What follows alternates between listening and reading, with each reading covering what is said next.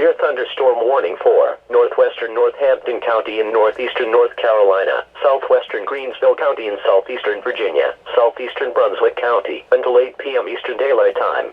At 7:14 p.m. Severe thunderstorm was located near Barley, or 8 miles northwest of Roanoke Rapids, moving east at 30 miles per hour.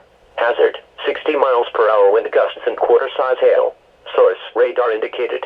Impact, hail damage to vehicles is expected. Expect wind damage to roofs, siding, and trees.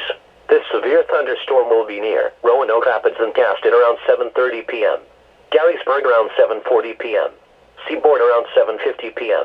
Other locations impacted by the severe thunderstorm include Turner's Crossroads, Valentine's, Pleasant Hill, Slate's Corner, Jackson, Triplet, Gumberry, Mudcastle, Vulture, and Pleasant Grove. For your protection, move to an interior room on the lowest floor of a building. Please send your reports of hail and or wind damage, including trees or large limbs downed, by calling NOAA's National Weather Service in Wakefield at 757-899-2415.